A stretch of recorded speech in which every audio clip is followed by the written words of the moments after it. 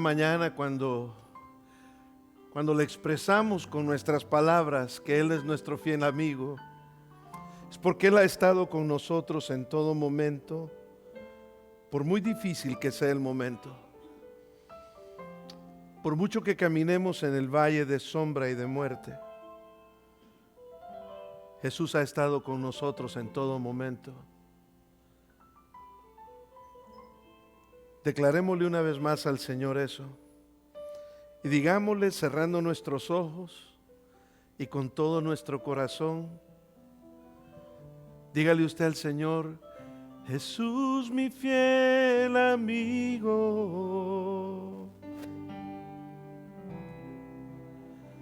mi dulce caminar,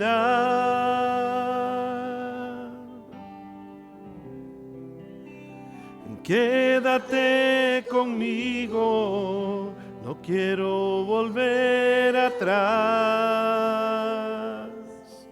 no quiero volver atrás, quiero volver atrás.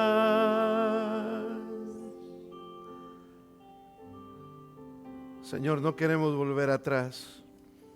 Y es por eso que estamos en este lugar, Padre. Estamos en este lugar, Señor, porque buscamos fortalecer nuestras vidas. Cuando tú te revelas a cada uno de nosotros, cuando tú te muestras a cada uno de nosotros, nos ayuda a tener la fortaleza, nos ayuda a fortalecer la fe que tú nos has entregado para creer en ti y para también caminar el camino de la vida que nos has encomendado, Señor. Es esa fe, Señor, que nos has dado, la que nos lleva de un lugar a otro, la que no nos hace, Señor, no nos permite caer. Es por eso, Señor, que cuando tu palabra dice que tú eres nuestro amigo fiel, nosotros sabemos que así es por nuestra propia experiencia.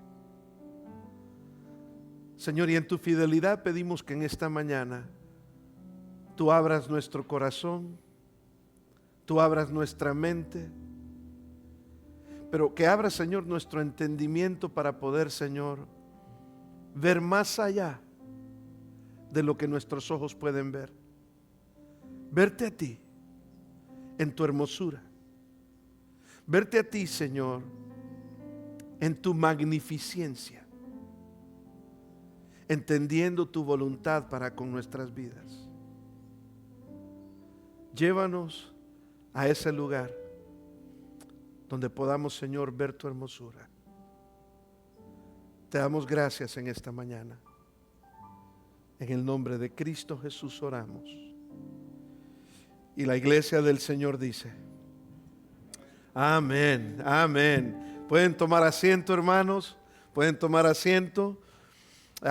Espero que haya tenido tiempo de agarrar su cafecito. Nada más les pido que siempre le pongan una tapadera arriba, y cuando terminen el servicio y termine su café, llévese su vasito también hacia la parte de afuera. Hoy extrañé que no tuvimos pan, Hoy extrañé como que los que comemos pan nos quedamos sin pan ahora, ¿verdad? ¿O fue que se terminó? Fue que se terminó, ¿verdad? Me dejaron sin pan.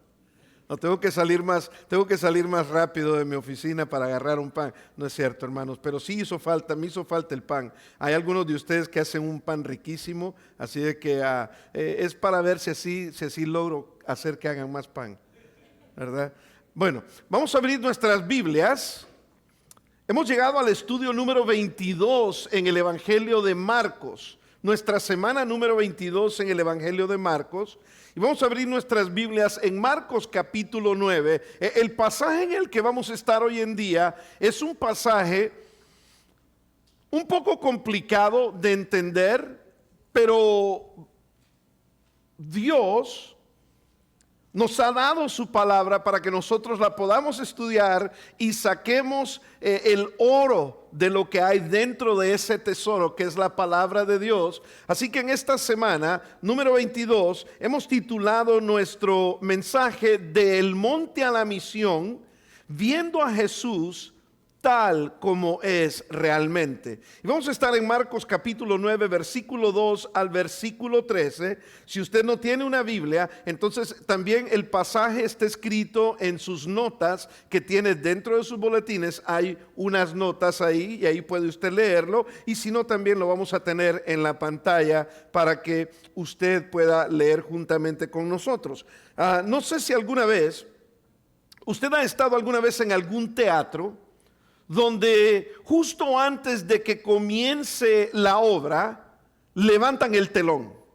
De repente usted está esperando, todo lo que usted ve es un telón puesto ahí, usted no sabe lo que hay detrás de ahí, pero de repente abren el telón, y cuando abren el telón, usted puede ver más allá de lo que sus ojos podían ver anteriormente.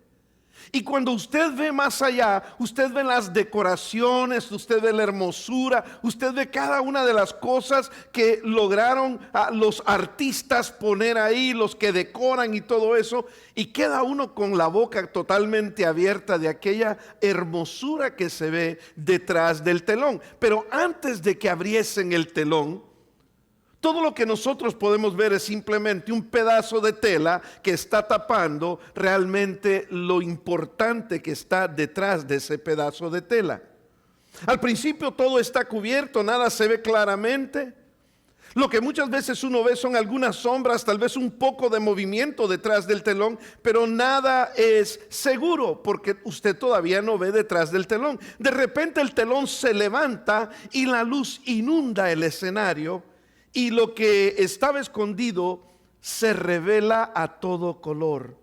Los decorados, los personajes y el propósito, todo de repente cobra vida frente a usted.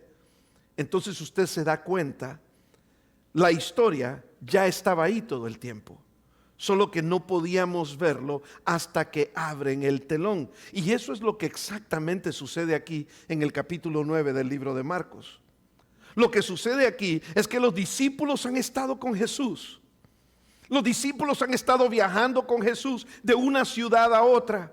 Han estado evangelizando, han estado predicando la palabra de Dios. Jesús ha andado sanando, liberando a las personas de demonios, sanando a otros de enfermedades. Y cuando vemos aquí, de repente Jesús se lleva a 3 discípulos en este pasaje. Y cuando se llevan los 3 discípulos, se los lleva y el telón se abre. Y todo lo que ellos no entendían, ahora en este momento algunas cosas se les aclaran, otras quedan más confundidos.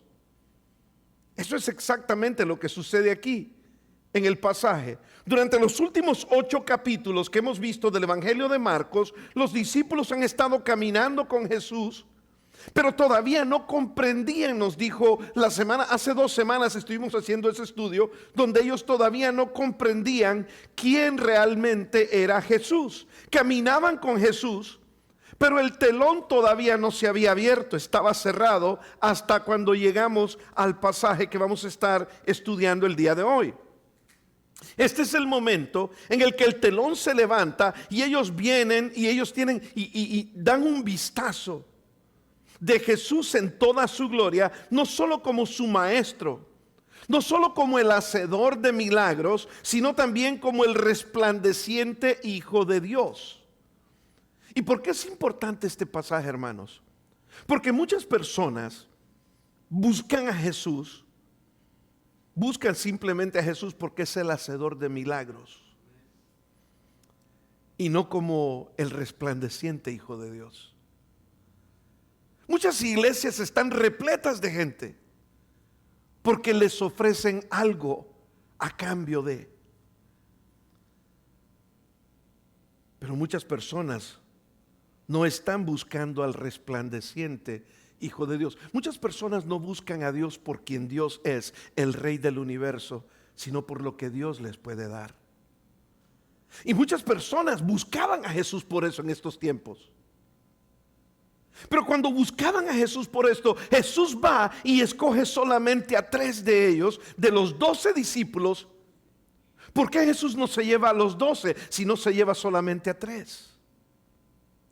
Y se lleva a los 3 que estaban buscando a Jesús o que estaban en otro nivel de crecimiento espiritual. Y vemos aquí en Marcos capítulo 9, vamos a abrir nuestras Biblias entonces y vamos a ver cómo Jesús permite que se levante el telón.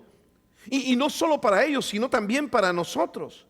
Vamos a leer en lo que sucede en este momento. Dice aquí en el versículo 2 del capítulo 9 que 6 días después, recuérdese que Jesús había andado predicando, había andado sanando, había andado sacando demonios, liberando a las personas de todo eso, y las multitudes lo seguían.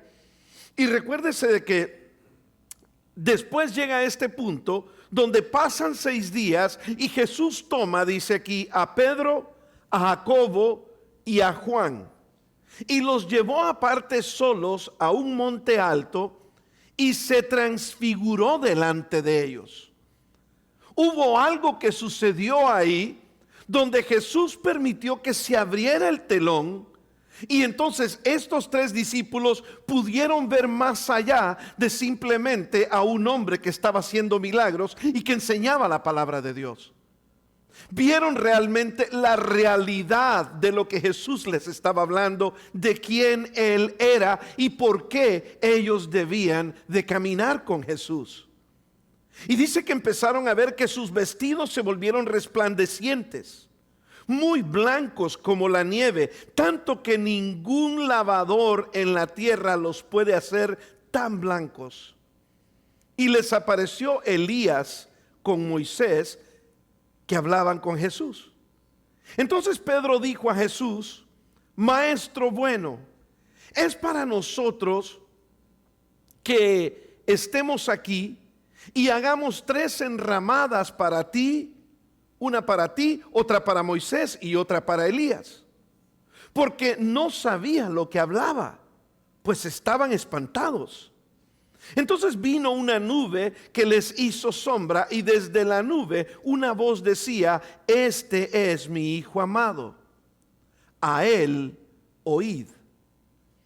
Y luego cuando miraron, no vieron más a nadie consigo, sino a Jesús solo.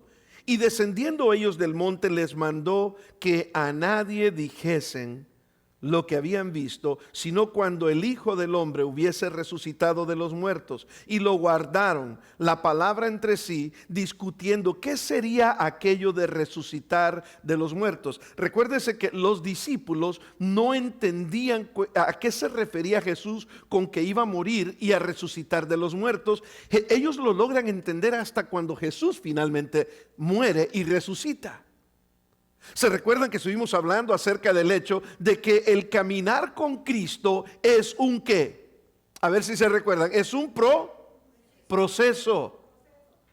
De que muchas veces no vamos a entender ciertas cosas hoy, pero las vamos a entender mañana. O de repente algo vamos a estar aprendiendo de la palabra, y cuando escuchemos eso vamos a atar cabos, algo va a hacer clic en nuestra mente y vamos a decir: ahora entiendo aquello que escuchaba antes, que nunca lo entendía, ahora lo puedo entender. Y eso era lo que estaba pasando con los discípulos. Aún en este momento que Él abre el telón y que ellos logran ver quién Jesús realmente era en esa transfiguración, en ese momento que Él se transforma y les muestra quién realmente era, y que ellos lo ven en esa claridad, en esa blancura, lo ven sentado hablando con Moisés y con Elías. Y usted dirá: bueno, pero Moisés y Elías están ya muertos, y ya, ¿por qué estaba hablando con Moisés y Elías? Ahora vamos a hablar de esto. Pero se preguntaban ellos: ¿a qué se refiere con esto de que va a morir? Y le preguntaron diciendo, y guardaron la palabra. Y en el verso 11 dice: y le preguntaron diciendo: ¿por qué dicen los escribas que es necesario que Elías venga primero? O sea, que Elías venga primero antes que tú vinieras, si tú eres el Mesías. Respondiendo él les dijo: Elías a la verdad vendrá primero y restaurará todas las cosas. Y como está escrito, el Hijo del Hombre que padezca mucho y sea tenido en nada. Pero os digo que Elías ya vino y le hicieron todo lo que quisieron, como está escrito de él. Este texto nos ayuda a una cosa bien importante. El crecimiento del cristiano prepara el corazón para una revelación mayor. La semana pasada hablábamos de la importancia de entender el proceso del crecimiento. Y en la vida del creyente lo vimos ilustrado de forma hermosa cuando Jesús sana al ciego. Y vimos que Jesús sana al ciego. ¿Recuerdan que Jesús no lo sanó de inmediato? Sino que cuando sanó al ciego, primero el hombre le dijo que veía personas como árboles que caminaban, y Jesús lo toca por segunda vez. Primero Jesús escupe en los ojos de él. Él dice que ve como a los hombres como árboles, y después Jesús dice: te voy a tocar, y le da un segundo toque, y pudo entonces el hombre ver con claridad. Y dijimos esto, que la claridad espiritual, o como vamos creciendo nosotros espiritualmente, es un proceso, pero necesitamos quedarnos cerca del Señor, caminar con el Señor para poder experimentar el toque de Dios, el toque de Jesús en nuestras vidas. Y entonces Dios nos va a revelar algunas cosas que antes no entendíamos. Dios no nos revela todo de una sola vez. Él nos guía paso a paso mientras crecemos nosotros en fe, en humildad y en dependencia. Pero aquí está la clave. Para crecer, vimos la semana pasada, debemos de permanecer cerca del Señor. Muchas personas quieren crecer, muchas personas quieren entender cosas que quisieran entender de la palabra de Dios, pero no se mantienen cerca del Señor. Es importante mantenernos cerca del Señor. El ciego fue guiado de la mano, recibió el toque de Jesús 2 veces, y de la misma manera nosotros no crecemos de un día para otro. Solamente tenemos que mantenernos al lado de Jesús y seguir creciendo un paso a la vez. Cuán cerca caminemos con Cristo, cuanto más cerca caminemos con Él, más iremos creciendo. Ahora, llegamos entonces a Marcos 9, el texto que acabamos de leer, y ese es el mismo principio que continúa del proceso de crecimiento. Pero esta vez no se trata de una ceguera física como con el ciego, se trata de una visión espiritual.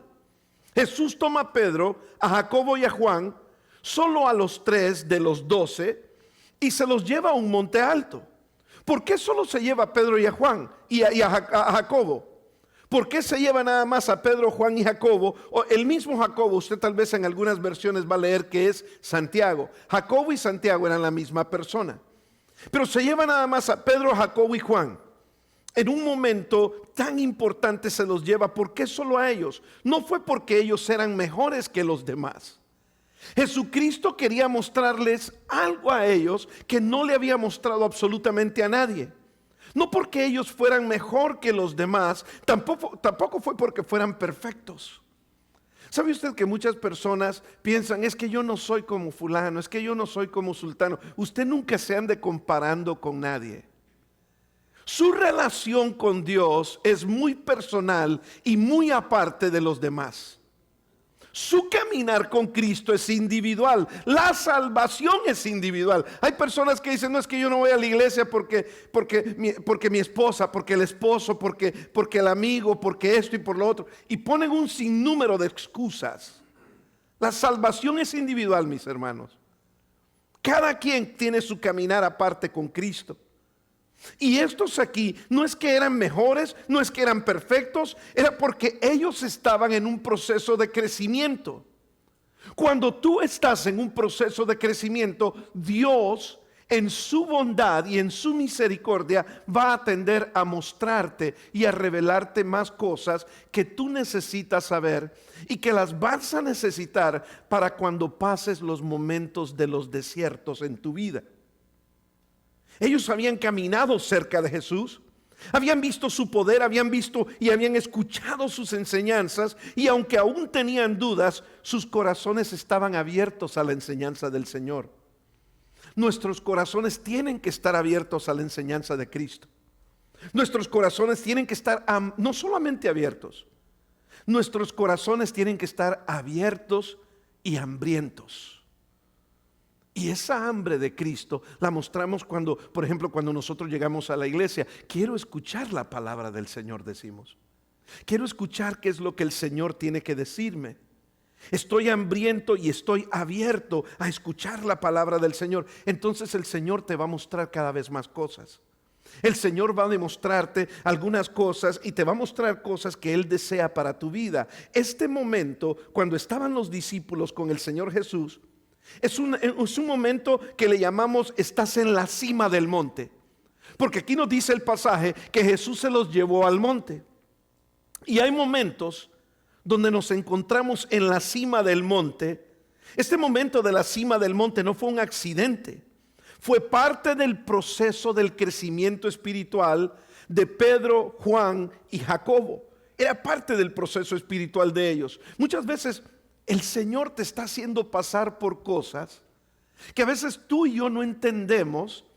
Pero cuando estás agarrado de la mano del Señor y cuando estás caminando con el Señor, tienes que tener esa tranquilidad y esa seguridad de que mientras tú estés ahí al lado del Señor y estés experimentando el toque del Señor en tu vida, Él te va a llevar paso a paso a través de ese crecimiento espiritual que tal vez tú no lo entiendes. Hay situaciones que tú no las entiendes ahorita, pero que las vas a entender después.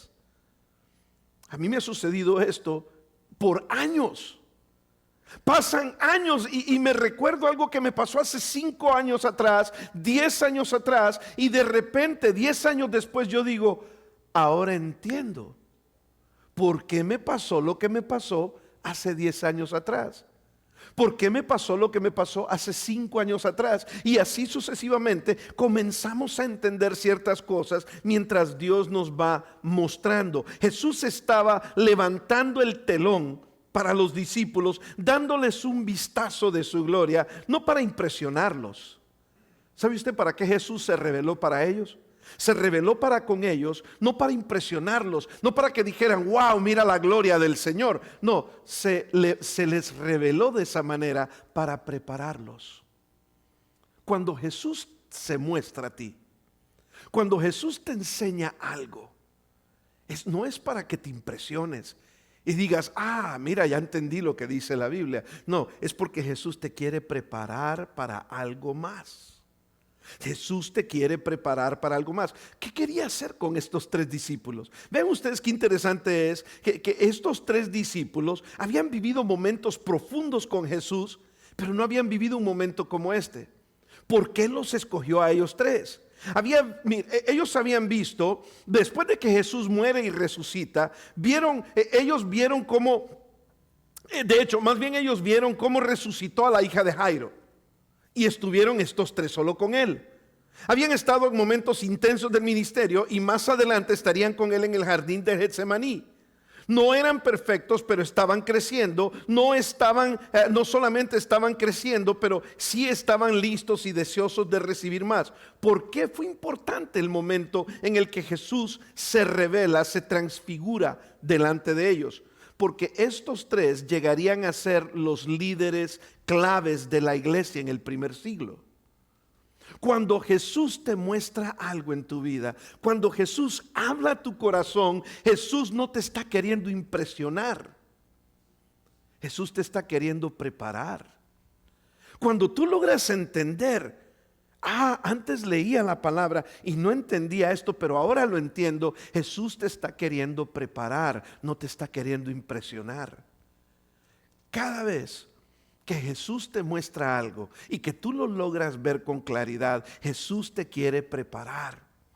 Y entonces estos iban a ser los 3 líderes principales de entre los 12 apóstoles. Ellos necesitaban tener una visión clara de quién Jesús realmente era para poder enfrentar la confusión y el sufrimiento que iba a venir a la iglesia del primer siglo después de que Cristo muriera, resucitara y ascendiera al cielo. Ellos se iban a quedar solamente con la guianza del Espíritu Santo. Jesús los quería preparar.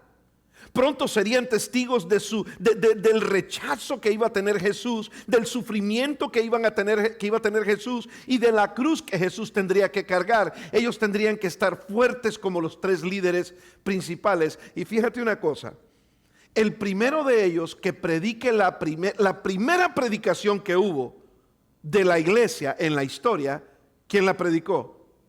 La predicó Pedro. ¿Estaba Pedro entre esos tres? Ahí estaba Pedro entre esos tres. Predica la primera enseñanza, la primera predicación, y se convierte en 5,000 hombres, sin contar hombres y mujeres. Inmediatamente se convirtieron miles de personas.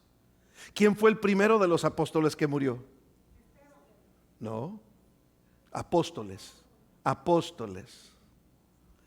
Jacobo, el otro que estaba ahí, fue el primer mártir de los apóstoles dentro de la iglesia.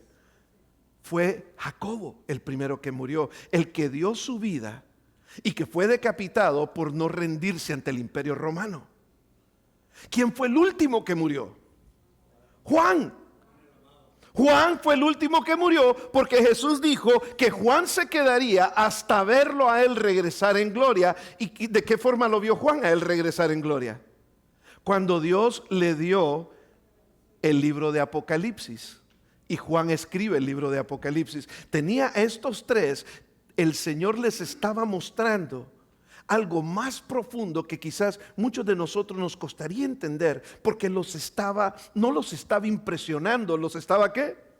Preparando. Los estaba preparando. Este momento en el monte no fue una recompensa, fue una preparación, no fue un lugar para que ellos se quedaran a vivir ahí. Fue un momento para recordar que cuando bajaran al valle nuevamente, cuando bajaran del monte al valle, en el valle iban a tener pruebas, en el valle iban a tener dificultades, pero como ellos habían visto la revelación del Hijo de Dios, iban a tener fuerza cuando estuvieran pasando por los momentos difíciles que vendrían sobre sus vidas. ¿Por qué cree usted que Jesús le muestra cosas a usted en su vida? Si usted está caminando al lado de Jesús, si usted lee la palabra de Dios, si usted ora al Señor y tiene sus tiempos personales con Dios, sin duda alguna, Dios le va a mostrar cosas a usted. Dios le va a responder cosas a usted. Y cuando Dios le muestra y le responde cosas a usted, o muchas veces Dios le va a hablar a través de otra persona, son momentos que Dios los quiere usar para prepararle a usted en su vida. Aquí Dios no les revela todo de una sola vez. Hay revelaciones que solo llegan cuando estás caminando con Dios. Lo voy a volver a decir. Hay revelaciones que solo llegan cuando realmente estás caminando con Dios. A veces no te van a llegar la revelación, a veces no va a llegar el entendimiento si no estás caminando bien con Dios. Porque hay cosas que bloquean. Hay cosas que te bloquean y no puedes ver más allá. Muchas veces hay cosas, personas, hábitos, pecados que te bloquean y no ves más allá. Aquí Jesús no escogió a estos tres por favoritismo. Los escogió porque los quería formar. Estos tres discípulos estaban siendo formados para liderazgo, para ser testigos del Señor, para sufrir por causa del Evangelio. Ya sabemos cómo murió Pedro. Pedro murió crucificado. ¿Y qué dijo Pedro? No soy digno de morir como ¿quién? Como mi Señor. Crucifíquenme boca abajo. Él y su esposa. ¿Cómo murió Jacobo? Murió decapitado por Herodes. Y a Juan lo trataron de meter en una olla de aceite hirviendo. Y aún así Juan no murió. Juan fue el único que murió por muerte natural. Pero murió después de haber sufrido muchísimo. El Señor los quería preparar. Cuando Dios te muestra algo, Dios no está tratando de impresionarte. Cuando Dios te muestra algo, Dios quiere que tú le escuches porque te está preparando. Y la pregunta es, ¿estás creciendo de tal manera que Dios puede confiarte más de Él mismo? ¿Estás siendo fiel con lo que ya Dios te ha enseñado y te ha revelado? Porque la madurez invita a una revelación más profunda. Es como entrenar a un joven atleta. No les enseñas movimientos avanzados el primer día. De hecho, es el primer día a un joven atleta le enseñas cómo hacer calentamientos. No, yo ya quiero correr 10 millas. Córrete las 10 millas y te vas a quemar y no vas a volver a correr. Te vas a dañar. No, cuando le enseñas a un joven atleta, no le enseñas movimientos avanzados el primer día, comienzas con lo básico y solo cuando se fortalece lo llevas al siguiente paso. Eso es lo que Dios hace con nosotros. Jesús es el maestro por excelencia. Él sabe cuándo estamos listos para recibir más. Y leemos aquí que cuando los llevó a la cima, o sea, están en el mejor momento estos 3 discípulos, Él se transfiguró. Nos dice, pongamos la siguiente, ahí mismo va hacia adelante, Peter. Dice aquí que Él se transfiguró delante de ellos. Ahora, la palabra en griego aquí, en el original que fue escrito este texto, la palabra en griego aquí es la forma del verbo metamorfó, de donde viene la palabra en inglés metamorfosis, o la palabra en español, perdón, metamorfosis. Usted probablemente aprendió esa palabra tal vez en algún momento cuando usted iba a la escuela. Nos enseñaron la transformación dramática que tiene la oruga cuando se convierte en mariposa. ¿Sí saben ustedes que la mariposa, antes de ser esa hermosa mariposa, primero fue un gusano feo? Toma un proceso de transformación. Y la palabra metamorfosis nos enseña de la transformación dramática que esa oruga experimenta cuando se convierte en mariposa. La oruga sufre un cambio total de forma. Y la raíz de esta palabra es la palabra morfos, que significa forma.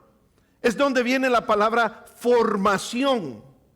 Y el prefijo es transformación o transfiguración. Ese prefijo significa, el prefijo trans significa a través de, o moviéndose hacia, o teniendo un cambio. En otras palabras, es como cuando usted dice, necesito transportación. Lo que usted necesita es que usted necesita ir de un lado a otro, o cambiar de un lado hacia otro. ¿Qué significa esto en Marcos? Significa que Jesús iba a tener un momento de metamorfosis. Significa que Jesús iba a demostrarles a ellos que Él no era solamente lo que ellos podían ver con sus ojos, pero que Jesús era mucho más que eso. Entonces, en ese momento, la persona de Jesús tiene el punto de metamorfosis, cambia en cuanto a lo que los ojos de los discípulos podían ver. Los discípulos solo podían ver a otro hombre más, predicando, enseñando, sanando y etcétera. Eso era lo que los discípulos podían ver. Pero aquí hay una metamorfosis, hay una transformación, un movimiento de una perspectiva a otra. De repente ya el Jesús que estaban viendo ellos ya no era el mismo, sino era el Jesús glorificado, y Jesucristo les muestra quién Él realmente era. Y ellos, recuérdense ustedes que vimos hace 2 semanas que ellos todavía no entendían las cosas. Todavía ahorita no lo entendían totalmente bien, no entendían, estaban confundidos, pero Jesús les muestra quién Él realmente es, porque en los versos los versos que termina el capítulo 8, antes de estos versículos, Jesús les estaba diciendo: el que quiera venir en pos de mí, tome su cruz, niéguese a sí mismo, tome su cruz y sígame. ¿Sabe lo que Jesús les estaba diciendo? Si ustedes me van a seguir, tienen que estar dispuestos a negarse a ustedes mismos, o sea, a dejar sus deseos personales a un lado, a estar dispuestos a llevar una cruz como yo la voy a llevar, dijo Jesús, y entonces síganme. Y cuando les muestra aquí quién Él realmente es, ellos dicen: espérate, si este realmente es Dios, el Hijo de Dios, Dios mismo, Y me está diciendo que tengo que estar dispuesto a seguirlo, a tomar su cruz, la misma cruz que Él va a tomar, y a estar dispuesto a negarme a mí mismo, entonces vale la pena, porque Él es verdaderamente Dios encarnado. Y ellos estaban sorprendidos, estaban tan sorprendidos que dice aquí que tenían miedo. O sea que ellos ahora podían ver la transformación de quien realmente Cristo era. Antes la gloria de Jesús tenía un velo ante ellos, pero ahora de repente delante de sus ojos ven la plena deidad, la plena gloria de Cristo. Y en el verso 3 también, vamos a ir al siguiente, y en el verso 3 les dice que sus vestidos se volvieron resplandecientes, muy blancos como la nieve, tanto que ningún lavador en la tierra los puede hacer tan blancos. Había una preciosura en lo que ellos podían ver. Tanto era la hermosura que Jesús les muestra. Y voy a hacer una pausa. Jesús se muestra por quien Él era. Y aquí están los discípulos. Vamos a seguir a Jesús por todos los milagros que lo vimos hacer. Vamos a seguir a Jesús por la alimentación que nos dio junto con las personas. Vamos a seguir a Jesús porque era el que sacaba demonios, o vamos a seguir a Jesús porque es Dios. ¿Por qué vamos a seguir a Jesús? Vamos a seguir a Jesús porque nos dio la vida. Vamos a seguir a Jesús porque Él nos creó. Vamos a seguir a Jesús porque Él nos promete vida eterna. ¿Por qué vamos a seguir a Jesús? Aquí era un punto de decisión que ellos tenían que tomar. Y dice que cuando lo ven allí en esa hermosura, lo ven, pero después también nos dice en el siguiente versículo, en el versículo 4, vamos a ir al versículo 4, dice que se les apareció con Elías y con Moisés que hablaban con Jesús. O sea, están los discípulos viendo ahí, dice, ahora que estamos viendo a Elías, que fue un profeta del Antiguo Testamento, y estamos viendo a Moisés. ¿Qué significaba esto? Ojo con lo que voy a decir porque es importante que usted lo recuerde. Moisés representa, ¿qué fue lo que escribió Moisés?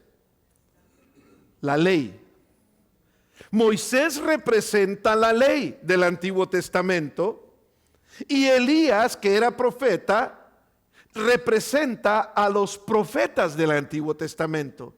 En otras palabras, Moisés representa la ley, Elías representa a los profetas, juntos representan ellos, estaban representando todo el Antiguo Testamento, es decir, toda la revelación de Dios hasta ese momento.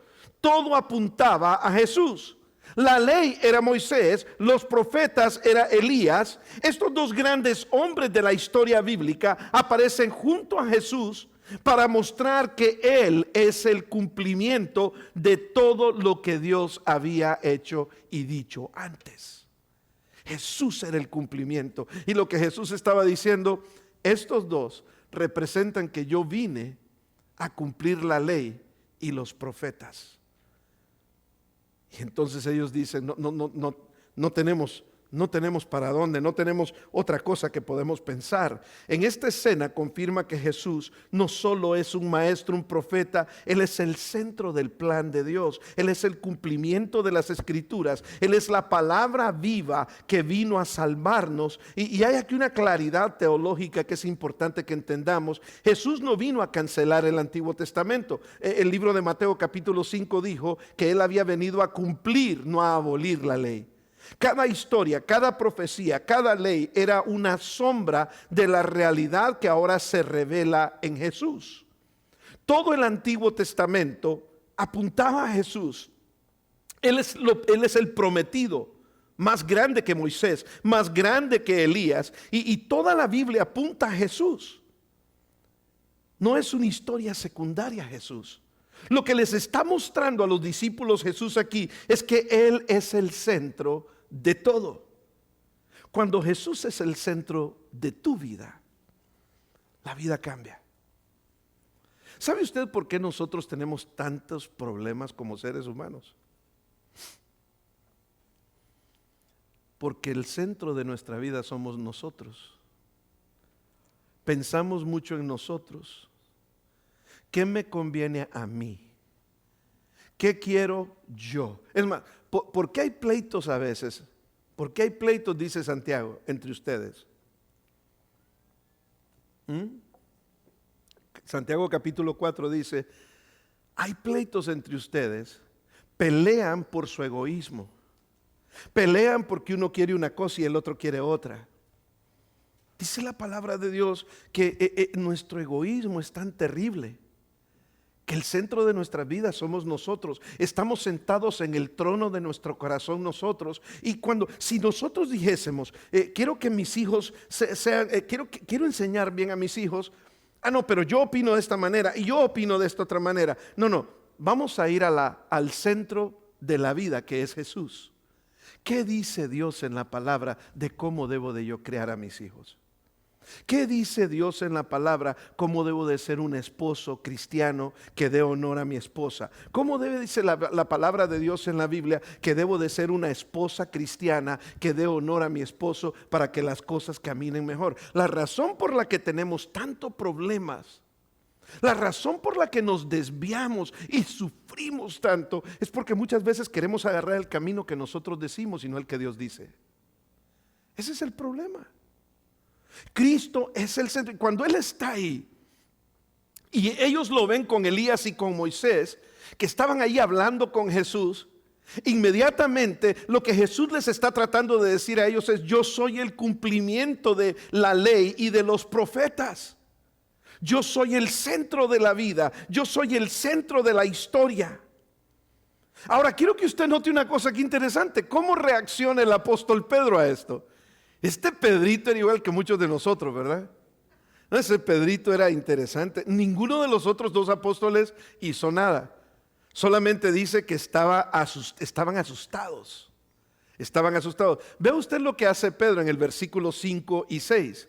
Vamos al 5 y 6. Dice: entonces Pedro dijo a Jesús: Maestro, bueno es para nosotros que estemos aquí. O sea, se sintió privilegiado Pedro, ¿verdad? Hagamos 3 enramadas. ¿Sabe lo que Pedro estaba diciendo? Señor, quedémonos aquí, que vamos a ir a hacer ahí abajo. Ya, nosotros estamos disfrutando de tu gloria. Nosotros estamos bien aquí, que los demás que se mueran, nosotros quedamos aquí. Sí, ya Pedro dijo, se le olvidó. Pero digo, hagamos 3 enramadas, una para ti, para Moisés y para Elías, porque dice el verso 6, porque no sabía lo que decía. O sea, Pedro no sabía ni lo que estaba hablando. Y usted dice, ¿y a ese escogía a Dios como líder?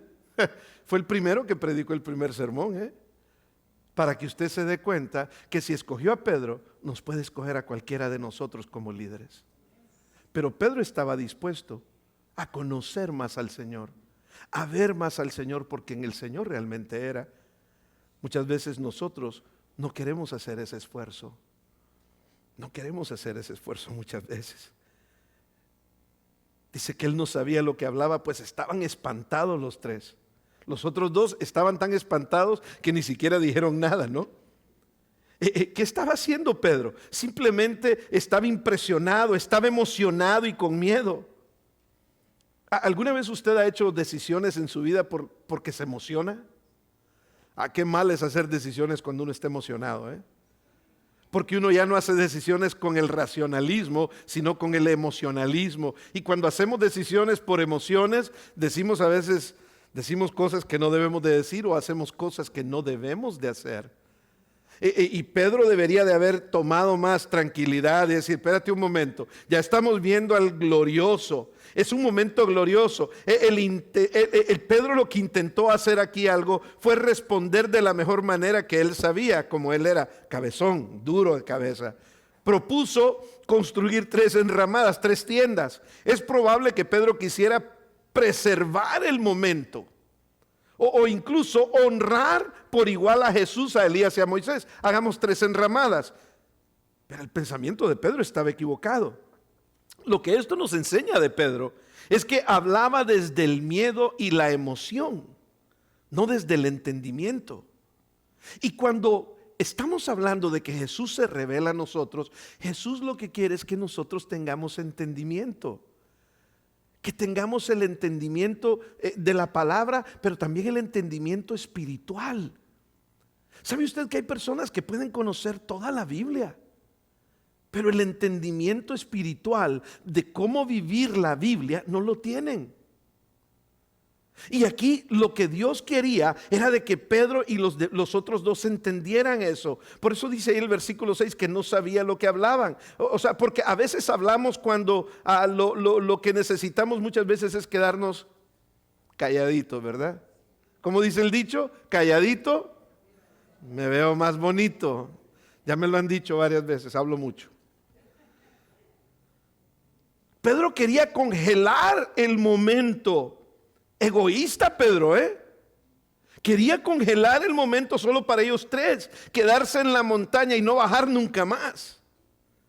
Porque aún Pedro no entendía que la gloria del monte no era el lugar para instalarse, sino una experiencia para fortalecerse para lo que vendría después.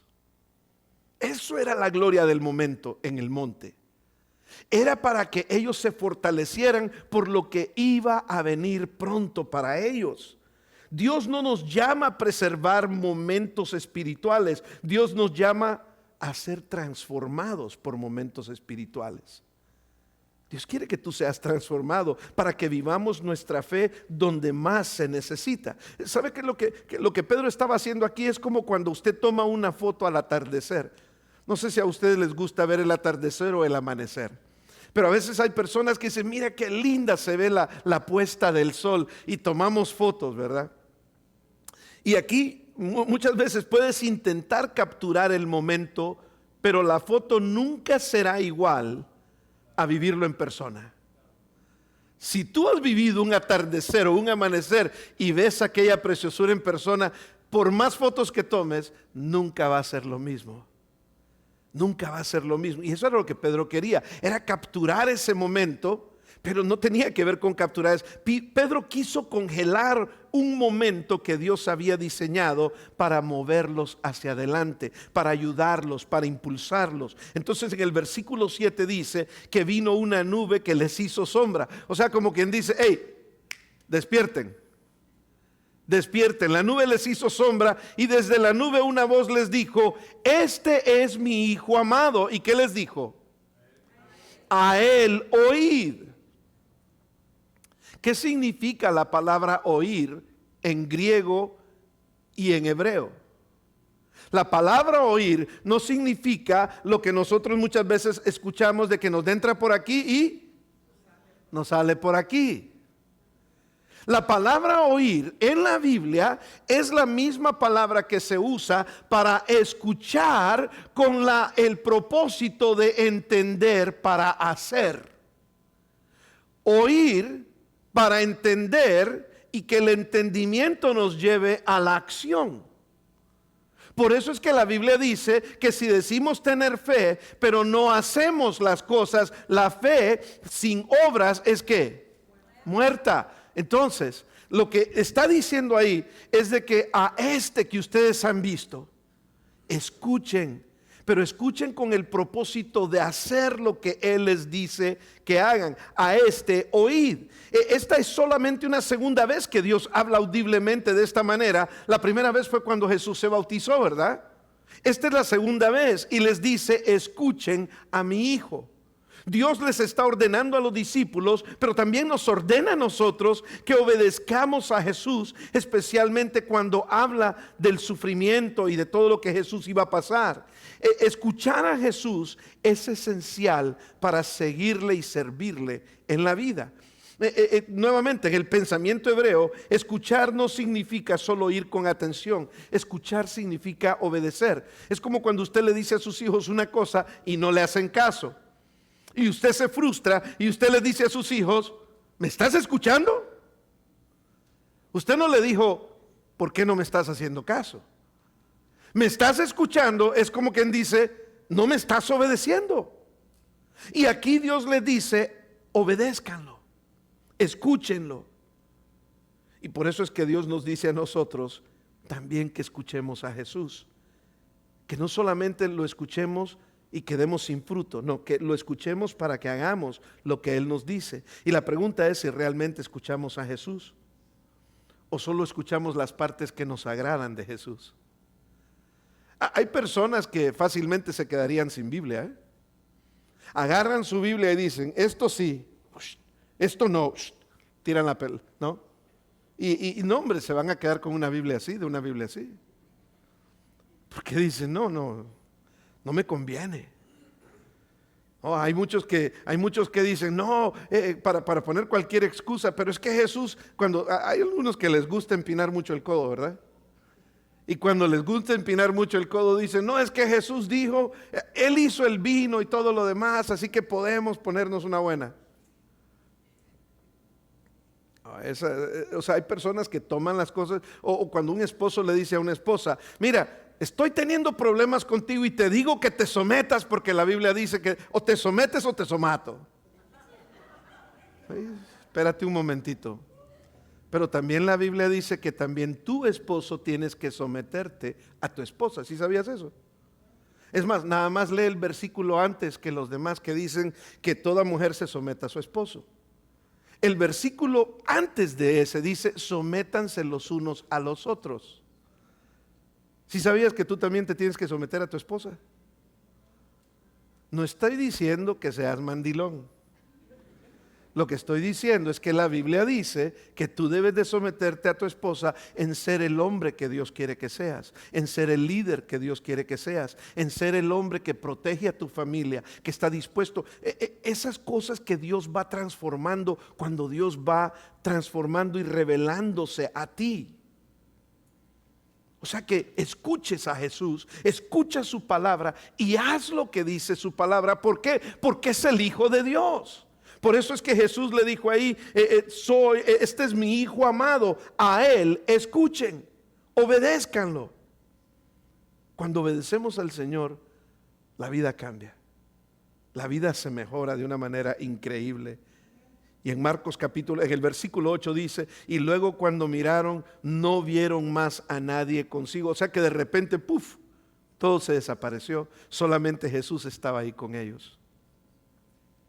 Pedro quería quedarse ahí, congelar el momento, pero pues no podía ser en ese momento, porque eso que ellos estaban viviendo, el momento que nosotros estamos viviendo cada domingo, cada viernes que nos reunimos para estudiar la palabra, no es para impresionarnos, es para fortalecernos, porque hay mucho trabajo que hacer allá afuera. Hay muchas personas que ir a hablarles del Señor. Hay muchas personas que necesitan de la palabra de Dios en sus vidas. Hay muchas personas que necesitan salvación. Y vamos a concluir aquí, quiero concluir con decirles, ¿se imaginan ustedes estar en esa montaña? Ver a Jesús resplandeciendo en gloria, escuchar su voz, sentir el cielo tocar la tierra, aunque fuera por un solo momento, ha de haber sido algo impresionante. Pero aquí está la verdad. Jesús no llevó a Pedro, a Jacobo y a Juan solo para asombrarlos, los llevó para transformarlos.